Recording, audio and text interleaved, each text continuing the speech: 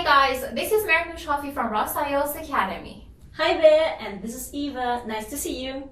Today we are here with a super useful practice for you language learners, and this is something that can really help you with your English language, especially your speaking and writing. Eva, there's a very big mistake that many language learners make, especially those who have just started learning English. And the thing is that they don't even notice they're making this mistake, and they always wonder why I cannot speak like a native speaker. So do you have any idea what this problem, what this big mistake can be? I'm not quite sure what you're referring to. I'm talking about translating to English. Oh, right, yes. That is a big problem. Because naturally or out of habit, many candidates first refer to their mother tongue or the language they are stronger in. And then in the second step, they translate into English. Yeah. But the problem is, what comes out there, is this still pure English? No, of course not. That is Not not really. pure English. And the thing is that when you just translate everything in your mind and you don't think in English in the first place, you would not be able to use the correct structure, and this is not good. Exactly. You may ask yourself why not translating to English and instead thinking in English in the first place. The thing is that when you translate in English in your mind, you will be more likely to have hesitations and you will lose your coherence in speaking, and of course you will just use the incorrect grammatical structures in your writing. So this is the big problem. Instead, just try to think in English. So, here's the big question. How can I think in English? Lucky you, we will show you 4 simple ways on how to do that. But before we get started, please like this video and subscribe to our YouTube channel and keep watching this video. Back here. How to think in English, way number 1. Guys, talk to yourself in English. For example, you're doing your household chores at home and you have your own language, you have your mother tongue, and you're doing different activities, and while you're doing them, try to just think in English. For example, if your mother tongue is Spanish, you say to yourself, okay, lavar los platos. This means to wash the dishes. So when you're doing this, when you're washing the dishes and your mind is all Spanish, try to think about the term in English, washing the dishes. Now you can take a step further. What can you do now? You can just think of some phrases and make very short sentences instead of just saying the term in English. For example, you say, I wash the dishes, or I make my bed, or for example, I turn on the TV, just like Eva is showing us how we do these activities. So you can just think of some very short, simple sentences, but in English, while you're doing those things, while you're doing those activities. This can really help you guys. How? It can just help you because that's just much better than maybe, for example, watching some movies or listening to some things, some people, and writing down some phrases and sentences and then memorizing them all. Because if you memorize some words or phrases, then you can only use those words or those sentences. And if the situation or if the context changes, then you will have a problem. So try to learn the things, try to learn about the words and sentences as you are doing them, as you are in the situation. How to think in English, way number 2. Learn vocabulary in phrases, not single words. Now, basically, this is what Manoush already mentioned. If you learn a single word, you will be able to use this word only. And if the sentence, the situation, or the whole context change, you might not be able to apply it in an actual sentence. Yeah. But if you learn it directly in a sentence, you will know how to apply it because you're already familiar with it.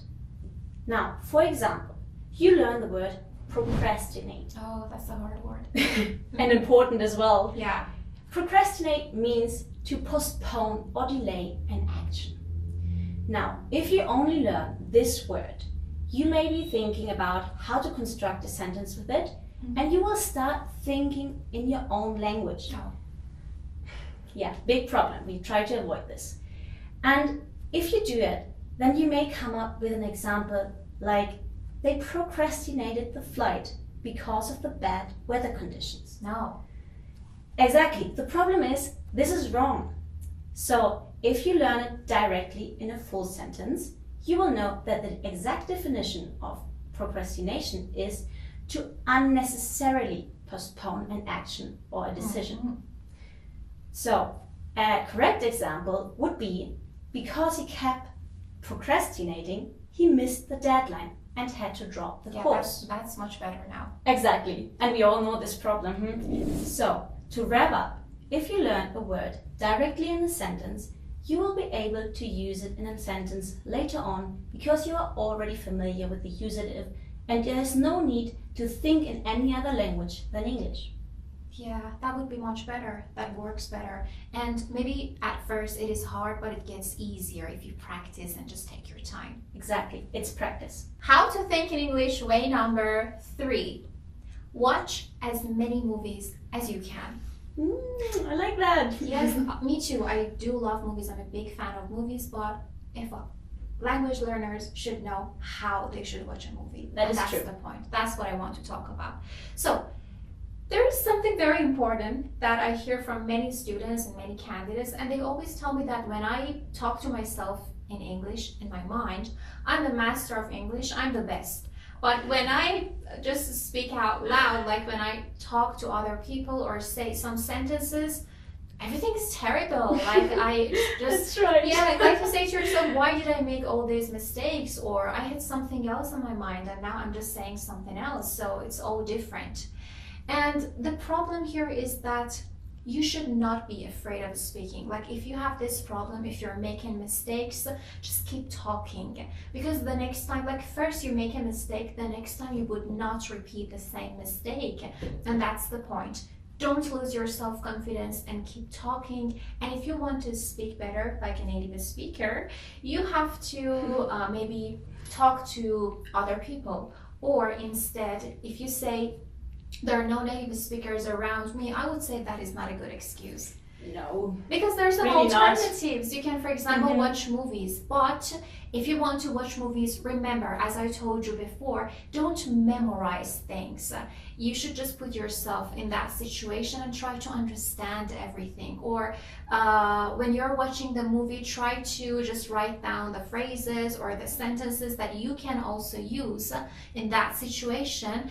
And of course, try to apply the shadowing technique, which is to repeat after the sentences of the characters in the movie, because this can help you with your pronunciation and intonation as well. So this is how the movies can help you. And of course, is there anything about the subtitle you want to say? Yes, it's easier to put them in your own language, but it will be more efficient if you put them in English. Yeah. I promise you, it is maybe a bit difficult at the beginning, but it will help you a lot. Yes, because like maybe for example, for the very first time you're watching a movie, you can watch it with English subtitle, not any other language. I know it's maybe a bit hard at first, but you will get better. And then the second time, the third time you want to watch the same movie, because now you have a general idea of what the movie is all about, so you're not afraid of not understanding things. Yeah. Now you can just watch it without any subtitles and trying to understand, without getting stuck with the words, just to get the idea of what they are saying. So this is... And you will be surprised how much you understand. Yeah, exactly, because we have experienced the same things and we are seeing the students, so Yes. this can really help you. How to think in English, way number 4. Don't use a bilingual dictionary. Now, remember, you're trying to build your mind in English mode, not in translation mode. So if you come across a word you do not know, please don't use a bilingual dictionary. Use one that is English. Because if you use a bilingual one, you will start thinking in 2 languages and you will start comparing the word to the one in your mother tongue. But this doesn't really help. Try to look up the word in English and what it means with an explanation in English. But if I have a question here, what if they don't understand or they don't know the definition of some difficult words? Yes, that is indeed a problem, but not unsolvable, because if you do not know every single word in the explanation, don't give up right now. Because if you do not know every single word, you can refer to the examples. Oh, that's a very good solution. Exactly. Because if you look at the examples, you can also get an idea what the word means, and you can also see how you can use it in different sentences. It may be difficult in the beginning, but remember, you need to practice and then you'll get better every day. I promise you.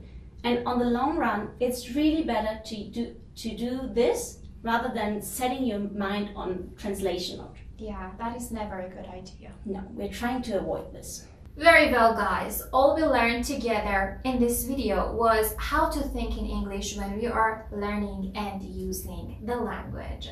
Exactly. And remember, don't give up. Practice, practice, practice, because practice makes perfect. Thank you very much for watching this video. Just don't forget to like this video and subscribe to our YouTube channel. Stay tuned and see you soon. Bye bye!